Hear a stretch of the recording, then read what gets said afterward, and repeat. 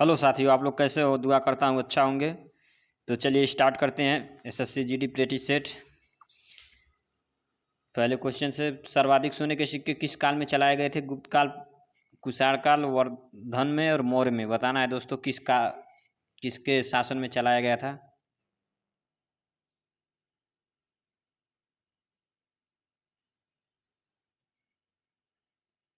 तो right answer option है, गुप्त काल में सर्वाधिक सोने के सिक्के चलाए गए थे। दोस्तों, उस समय मुद्रा को दिनार कहा जाता था। गुप्त काल में सर्वाधिक सोने के सिक्के बनाए गए थे। गुप्त काल में सिक्कों का सर्वप्रथम गुप्त चंद्रगुप्त प्रथम ने ही किया था। उस समय दोस्तों बता दें कि सिक्कों का सबसे अधिक सोने के सिक्के सबसे अधिक गुप्त काल में ही बनाए गए थे। नेक्स्ट,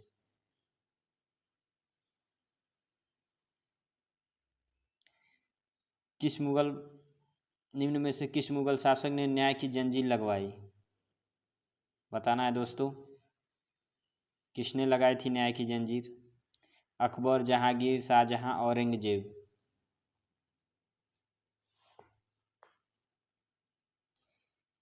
तो दोस्तों, न्याय व्यवस्था पर विशेष ध्यान देने के लिए न्याय की जंजीर लगाई गई थी, जिसके लिए राज्य में विशेष किसी भी पीड़ित व्यक्ति को अपनी फरियाद बादशाह के रूप में उसको घंटा बजा के अर्ज करना पड़ता था कि इसकी फरियाद आ गई, इस व्यक्ति को क्या प्रॉब्लम है। इसलिए न्याय की जंजीर लगवाई गई थी और इस शुभ काम दोस्तों जहांगीर ने किया था।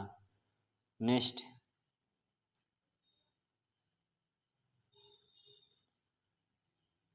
हर्षवर्धन का राज कवि कौन थे? राज दरबारी बोलिए चाहे राज्य कवि कौन थे? भानी, रवि कीर्ति, बाण, विष्णु शर्मा। बताइएगा।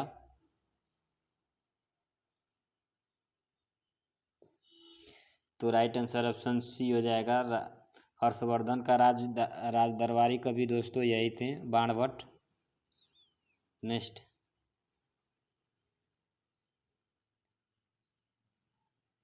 भारतीय राष्ट्रीय कांग्रेस के कहाँ पर आयोजित वार्षिक सत्र में पूर्ण स्वराज का संपर्क अपनाया गया था? मुंबई, लाहौर, कोलकाता, मद्रास। देखिए दोस्तों, क्वेश्चन वही है, किस तरह से घुमा दिया है।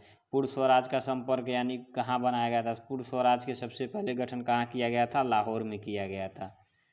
अब किसके द्वारा किया गया था बताना है आप लोगों को। नेक्स्ट,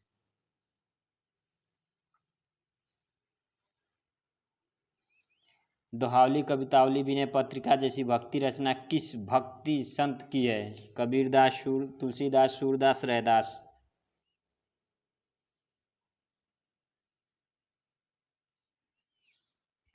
तो राइट आंसर ऑप्शन बी हो जाएगा, तुलसीदास की है। याद कर लीजिएगा, दोहावली, कवितावली और विनय पत्रिका।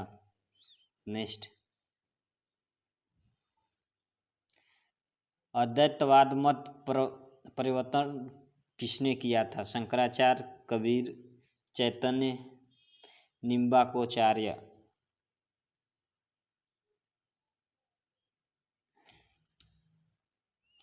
तो दोस्तों, अद्वैतवाद के प्रवर्तक थे शंकराचार्य जी।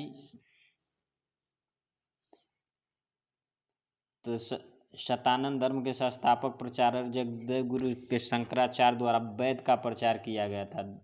अद्वैत दर्शन प्रतिपादन किया गया था। इसके लिए एको होम दिति नास्तिक का श्लोक इसका मूल आधार था। दोस्तों, दिति नास्तिक का श्लोक इसका मूल आधार था। द्वितीय नास्तिक का श्लोक इसका मूल आधार था दोस्तों, अद्वैत मत का। नेक्स्ट,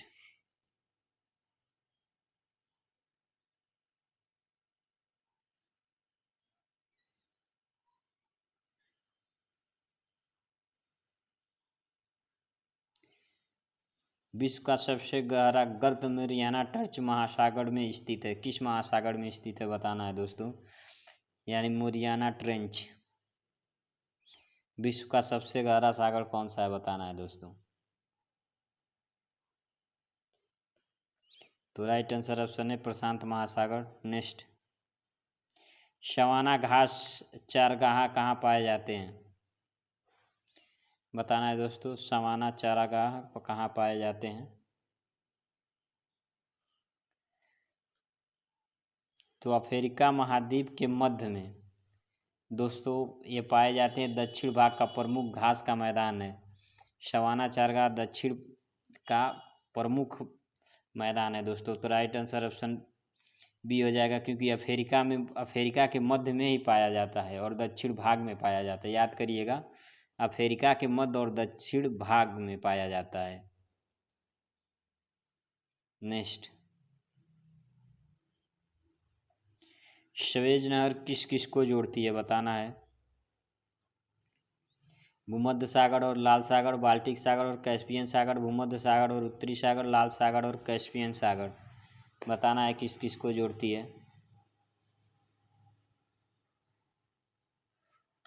तो राइट आंसर ऑप्शन ए हो जाएगा, भूमध्य सागर से लाल सागर को जोड़ती है। नेक्स्ट, राष्ट्रीय कृषि विपणन केंद्र कहाँ स्थित है। जयपुर में, नई दिल्ली में, नागपुर में, हैदराबाद में। बताना है। तो ये दोनों तो होगा नहीं, कृषि का केंद्र यहाँ पर है नहीं। तो राइट आंसर ऑप्शन ए हो जाएगा, जयपुर में दोस्तों। दिल्ली मत टिक कर देना। नेक्स्ट, केलकर समिति का संबंध था। बताना है। व्यापार सुधारों से, केंद्र राज्य वित्तीय संबंधों से, सार्वजनिक क्षेत्र के उद्यमों में विनिवेश से, कर सुधारों से। बताना है केलकर समिति का संबंध कैसे था दोस्तों। तो राइट आंसर ऑप्शन डी हो जाएगा, कर सुधारों से। नेक्स्ट, मिश्रित अर्थव्यवस्था का आशय है। बताना है आप लोगों को, मिश्रित अर्थव्यवस्था का आशय क्या है। ग्रामीण तथा शहरी दोनों क्षेत्रों का अस्तित्व, निजी और सार्वजनिक क्षेत्र दोनों क्षेत्रों का अस्तित्व, भारी और छोटे उद्योगों का अस्तित्व, विकसित और अल्प विकसित दोनों क्षेत्रों का अस्तित्व।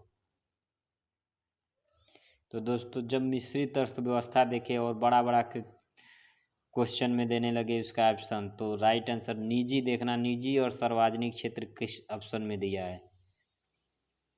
नेक्स्ट,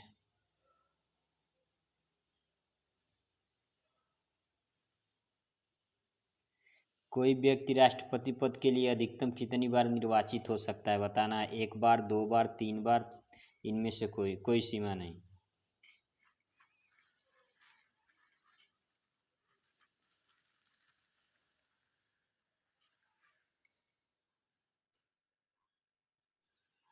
तो दोस्तों बता दें, भारत के संविधान के अंतर्गत राष्ट्रपति पूर्व निर्वाचन पर कोई सीमा आधिकारिक रोपित नहीं की गई है, बल्कि पूर्व निर्वाचन का प्रावधान भी दिया गया है। आप लोगों को बताना है राष्ट्रपति कितनी बार लड़ सकता है। तो राइट आंसर ऑप्शन डी हो जाएगा, कोई सीमा नहीं है। और आपको बताना है किस अनुच्छेद के तहत कहा गया है। नेक्स्ट,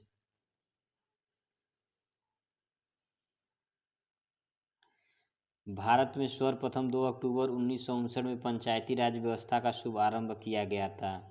राजमुंद्री आंध्र प्रदेश, सीतामढ़ी बिहार, फैजाबाद उत्तर प्रदेश, नागौर राजस्थान। याद कीजिएगा कब गठन किया गया था, 2 अक्टूबर 1959 को। एक क्वेश्चन तो यही मिल गया कि पंचायती राज व्यवस्था का आरंभ कब किया गया था, 2 अक्टूबर 1959 को। किस राज्य में किया गया था। तो राइट आंसर ऑप्शन डी हो जाएगा दोस्तों, नागौर में किया गया था। नागौर राजस्थान में किया गया था पंचायती राज व्यवस्था। दोस्तों महात्मा गांधी द्वारा ग्राम स्तर पर प्रशासन का सौंपन तथा स्थानीय स्वशासन की संकल्पना के अधिकार पर किया गया था। यह पंचायती राज व्यवस्था का आरंभ उनके जन्म दिवस 2 अक्टूबर 1959 को किया गया और राजस्थान के नागौर जिले में आरंभ किया गया था दोस्तों, याद रखिएगा। नेक्स्ट, राज्यपाल की नियुक्ति कौन करता है। बताना है। प्रधानमंत्री, राष्ट्रपति, गृह मंत्री, भारत के मुख्य न्यायाधीश।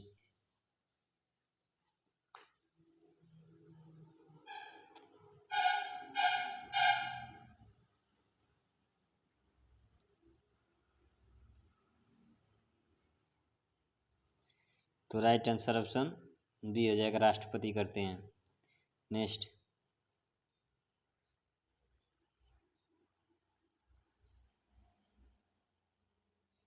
संपत्ति के अधिकार को किस संविधान संशोधन द्वारा मूल अधिकार से हटा दिया गया था, बताना है आप लोग। 44वें, 43वें, 42वें, 46वें बताना है।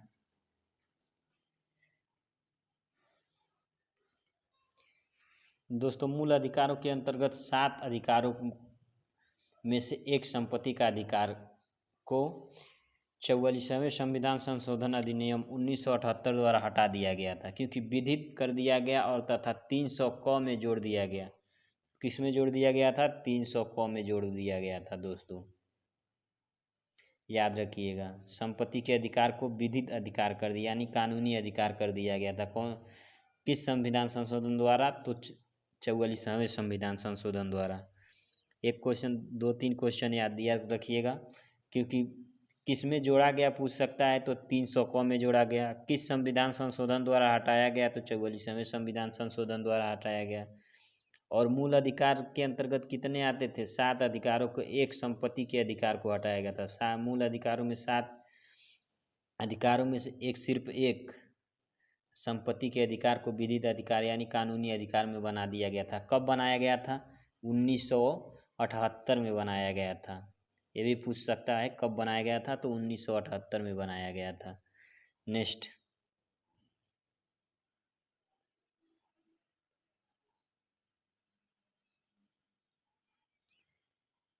भारतीय संविधान की तीसरी अनुसूची का संबंध राजभाषा के प्रतिनिधित्व से, शपथ का प्रतिज्ञान से, भाषाओं से उपरोक्त में से कोई नहीं।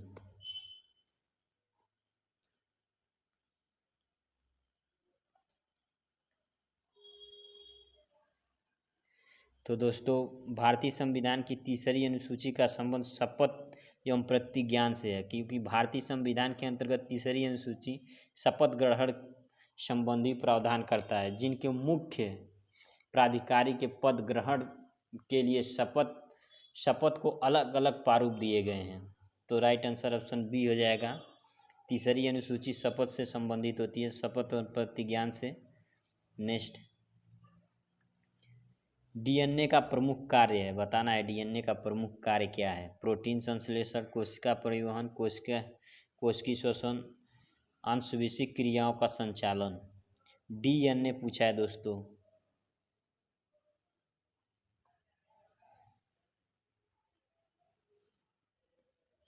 तो राइट आंसर ऑप्शन डी हो जाएगा, आनुवंशिक क्रियाओं का संचालन, क्योंकि डीएनए यानी खून मैच जो होता है वो डीएनए के ही माध्यम से चेक किया जाता है, और कई सारे बॉडी पार्ट को इससे मालूम पड़ता है।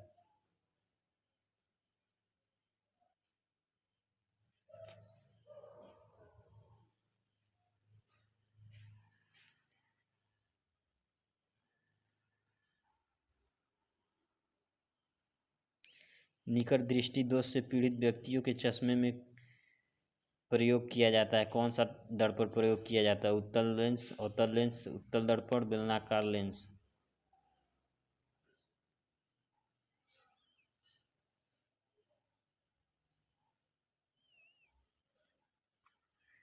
तो दोस्तों, निकट दृष्टि दोष से पीड़ित व्यक्ति के चश्मे में दूर की वस्तुओं को स्पष्ट नहीं देख सकता, जिसके उपचार के लिए अवतल लेंस का प्रयोग किया जाता है, तथा दूर दृष्टि दोष में उत्तल लेंस का प्रयोग किया जाता है। कौन से लेंस का प्रयोग किया जाता है? दूर दृष्टि के लिए उत्तल लेंस और निकट दृष्टि के लिए अवतल लेंस का प्रयोग किया जाता है। तो राइट आंसर ऑप्शन बी हो जाएगा। नेक्स्ट,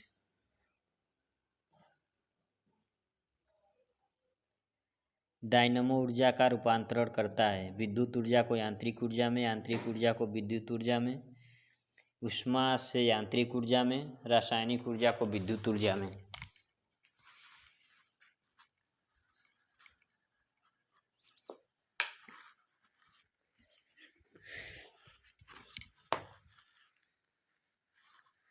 तो राइट आंसर ऑप्शन बी हो जाएगा, यांत्रिक ऊर्जा को विद्युत ऊर्जा में परिवर्तन करता है। दोस्तों, डायनमो एक ऐसी यांत्रिक युक्ति है जिसके द्वारा विद्युत ऊर्जा उत्पन्न की जाती है। इसके द्वारा विद्युत ऊर्जा को बैटरी में रासायनिक ऊर्जा से संचित किया जाता है। दोस्तों, याद रखिएगा, डायनमो एक ऐसा यंत्र है जो युक्ति द्वारा किसी भी विद्युत ऊर्जा में प्रयोग किया जा सकता है।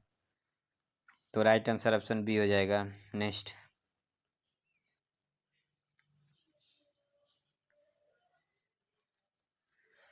उत्तर प्रदेश नगर पालिका में गठन हेतु किसी नगर की जनसंख्या कम से कम कितनी होनी चाहिए? 10,000, 20,000, 50,000, 1,00,000।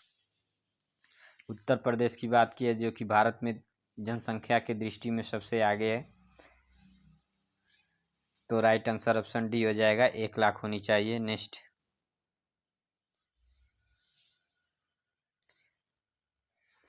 साइबर क्राइम से निम्न में से क्या शामिल है? कंप्यूटर और नेटवर्क, टेलीविज़न, रेडियो, इनमें से कोई नहीं। साइबर क्राइम में बताना है दोस्तों। साइबर क्राइम जैसे हम लोग साइबर कैफे जाते हैं, वहाँ से क्या क्या किस चीज़ से अपना नेटवर्क शामिल कर लेते हैं बताना है। टेलीविज़न से, रेडियो से, कंप्यूटर और नेटवर्क से, इनमें से कोई नहीं। तो राय दोस्तों ये कोई नहीं होगा, क्योंकि ना तो रेडियो से हम करेंगे ना तो टेलीविज़न से। जब हमारे पास कंप्यूटर नेटवर्क यानी नेटवर्क रहेगा और कंप्यूटर रहेगा तो ही कर सकते हैं। तो राइट आंसर ऑप्शन ए हो जाएगा। नेक्स्ट,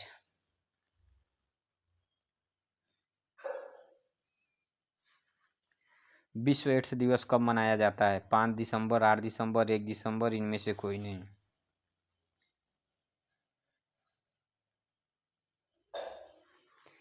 तो राइट आंसर ऑप्शन ए 1 दिसंबर।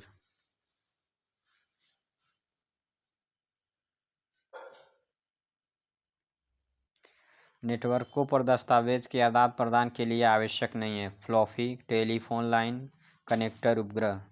नेटवर्कों के दस्तावेज के लिए पूछा है दोस्तों। आदान प्रदान नहीं कर सकता, किस पे नहीं कर सकता वो नेटवर्कों का दस्तावेज? तो दोस्तों फोन लाइन तो हो जाएगा, कनेक्टर भी हो जाएगा, उपग्रह भी हो जाएगा, क्योंकि हम नेटवर्क के सहारे ही सब पे आदान प्रदान करते हैं। लेकिन फ्लॉपी एक ऐसी चीज़ है, इससे इसमें नहीं किया जा सकता। तो राइट आंसर कौन सा हो जाएगा? ऑप्शन ए हो जाएगा, फ्लॉपी। क्योंकि नेटवर्क हो या ना हो, हम कोई चीज़ एक दूसरे में डिवाइड कर सकते हैं। फ्लॉपी एक ऐसी चीज़ होती है, समझ लीजिए एक CD डिस्क है, अगर जो चाहे तो इससे उसमें कन्वर्ट कर सकते हैं, किसी ऑडियो डिस्क से उसको वीडियो डिस्क में भी कन्वर्ट कर सकते हैं। नेक्स्ट,